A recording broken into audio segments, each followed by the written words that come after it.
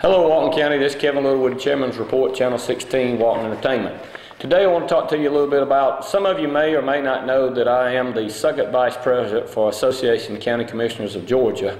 And as the time goes, I will be the President in 2014. And so we just had a convention over in Athens the last week or so, and we've discussed several of the things that we want to propose to the legislature coming up this year to try to protect you, the citizens, as well as us in the county and local governments. One of the things that we have major concerns over is the legislature is still passing down unfunded mandates. They continue to reduce their budgets and they're reducing their expenditures, but they're passing down to the local level. There's a lot of offices they're closing, a lot of essential things that you, the citizens, need, and they're closing it down, but you want it, and so it's basically having to be proposed and funded from the local level, which indirectly forces it down to us to have to eventually someday go up on your taxes. So that is a big concern, that we're wanting unfunded mandates to be cut or stopped.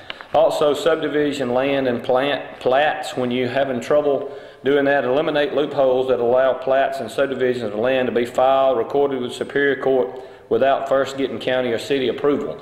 So you could go out and sell some land or have it transferred and be platted into the person that you're selling it to's name, and nobody, the property owner, really not even know it if it don't go through the county system. And so we want to tighten up that loophole there. That's not really happened as much in Walton County as it has in some other rural parts of the state, but that's something that we're very concerned about.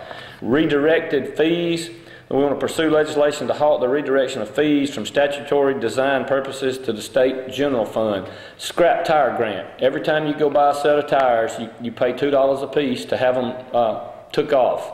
And what happens is that's supposed to go into a special fund to take care of that, but in turn, these dollars are going to the state general fund. So they're not going to where they were directed for. So if they're not going to redirect them to where they're supposed to be, we want it took off. There's several other fees that are in the same or similar fashion there. One of the biggest ones that we've been working on for the last 10 or 15 years, which really cost us a lot at the local level, is the increased inmate per diem from $20 to $25.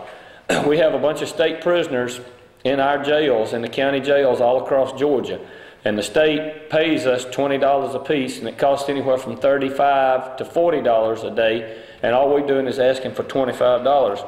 What happens is they've been closing the jails, they've been closing their prisons all around the state, and they don't have anywhere to put them. So what they do is they leave them in the local jails, and the local taxpayer has to pay for that fee there.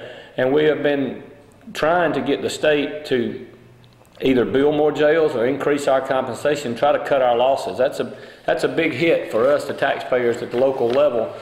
In every county, if you noticed, every county has just about had to build new jails in the last 7 or 8 years because of the fact that I've probably, of the 400 prisoners, we probably got 70 to 80 right now that are state prisoners. That'd make a big difference in our jail if they would come and get them.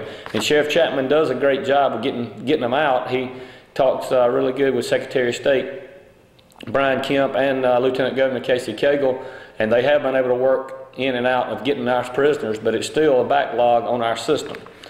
Also, county officials' funds, we want to make it clear that all funds received by county officers or officials will be audited and included in the county's financials.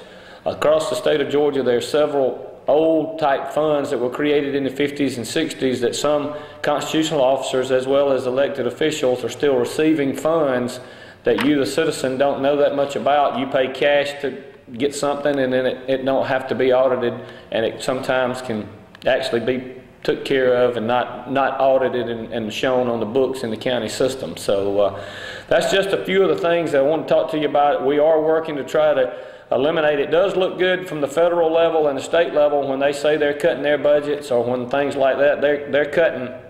But a lot of times unfunded mandates and things are pressed down to us at the local level. And so we're going to be very vocal about that at the Capitol this year, and we're trying to look out for us, the local taxpayer, to try to keep our money in our pocket locally.